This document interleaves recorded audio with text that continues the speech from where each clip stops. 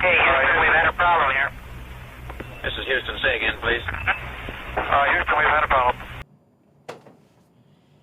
So how is the class going to operate? Isn't that the coolest thing? I love that. What are we going to do? And let me talk about how the class is going to operate. And I want to just say a number of things. First of all, this class and a mastery class, you are going to have a lot of freedom. But when you have freedom, there must come responsibility. Freedom to choose what you're going to do on a particular day. And so it's important that you take ownership in terms of what you want to do in a given day. I'm going to give you a benchmark at the beginning of each week. And actually sometimes on the end of the previous week, I'm going to say by next Friday, you need to be to this spot or whatever. And you need to take ownership and initiative to do that. So the first thing I want you to note is you'll have freedom, but that also responsibility. As we start class, every day we're going to have kind of a routine. We're going to start the class. I'm going to ask you an interesting question. Hopefully it's interesting. And it's just kind of a time to build that connections with each other. I really encourage you to respond to the question. It might be like, what's your favorite animal? Or it might be something more serious. It'll be just random things. We will also have like a shared Google document. In that shared doc, I might have something related to the night's previous work, where you're going to respond to something. It'll be like one doc, and you'll all have a spot, and Susie's going to reply here, and Jose in here, and Damien right there, or whatever, right? That's how it's going to work. And just kind of be prepared. Bring your laptops and whatnot to class to make that all happen. There will be deadlines. So again, I kind of already alluded to this at the beginning of each week. I'll say by Friday, you need to be to this particular spot, whatever it might be. And it's important and it's imperative that you get to that same spot.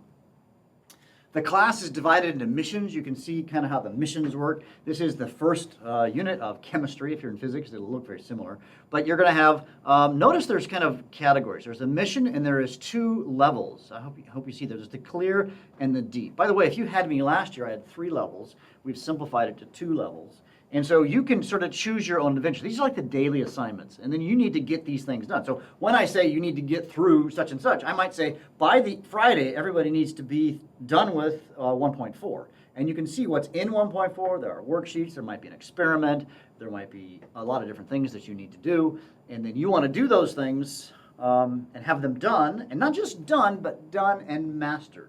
And the way that we're going to know if they're mastered most of the time, you're going to have a conversation with me. You're going to come to me and say, Mr. Bergmann, hey, I've mastered, or I think I've mastered, I'd like to get checked off on 1.3. You're going to show me, say, notes on a video or a reading. We're going to have a brief conversation. I'm going to ask you a quick question, and maybe I'll say, hey, explain how you did problem number 3, and I'm going to see that you understand it, and I'll say, boom, check, you get it, 10 points, whatever. 10 missions are worth 10 points. And you can get maximum of 10. I might say, that's kind of an 8. I won't, by the way, give you a 7 unless it's late. But if you need to get kind of like to that sort of 80% mark for me to feel that you're ready to move on. But anyways, that's the idea. You're going to have these missions. You're going to have these assignments. And then the big test, the mastery test, we actually call mastery test boss battles. I played around with gamifying the class. Anyways, in a mastery test, you have to score 80%. So these are done on the computer. You're going to take them. Security, we'll talk about that later, not important. I mean, it is very important. But yeah, and yeah, I'm going to talk, did I have got that? No, hold on, let me go back to the mastery test. Yeah, on the mastery tests, there's going to be something that you've probably never seen before. You're going to have basically 2 tests. You're going to have, when I say 2 tests, let's call the test clear and the test advanced. You get a choice, okay? This is a choice that you get to make. Do you want to take the clear understanding or the deep or the advanced test, all right? Now, on both tests, you've got to score 80% or up. Of course, you can score as many as you want, right? If you score 78, I'll make you take it again. And it'll be a different test that tests the same things, got it? So you're going to get 80% here and 80% here, but if you take the easier tests, it costs you 10 points. So if you get an 80, I'm going to subtract 10 and you get a 70. If you get 100, I'm going to subtract 10 and you get a 90. Get the idea? If you take the advanced test, you get the score that you get. If you get an 80, you get an 80, you get a 90, you get a 90, you get a 100, you get a 100. So the maximum you could get, if you do the math here, is you could only ever score a 90 if you take the easier test. So that's important to understand. It's your choice. I'm not going to make the choice for you. I encourage you to challenge yourself, but that's completely. Let's talk about grading. Grading of the whole class. It's just a 50-50 split. For these are the major grades, which is your boss battles, and then your minor grades, which is your daily assignments. It's 50%, 50%. So that makes these these big exams worth quite a bit. So it's important. Over the course of a quarter, there will be 3-ish of those.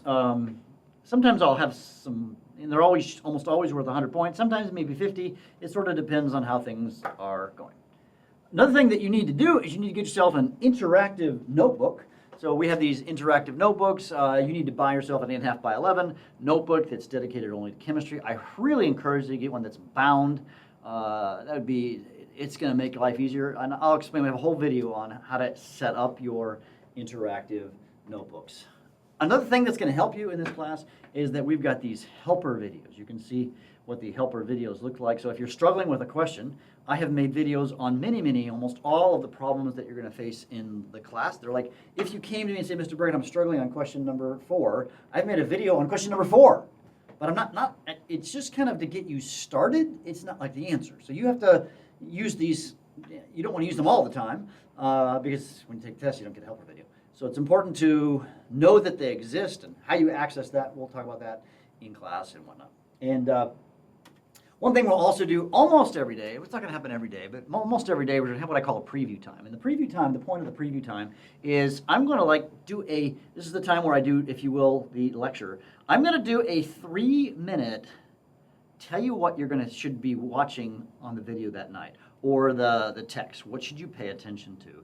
So somewhere towards the end of class, I'm going to do this quick preview that's going to get you kind of thinking about what you need to do the coming evening or whatever block schedule, you know what it is.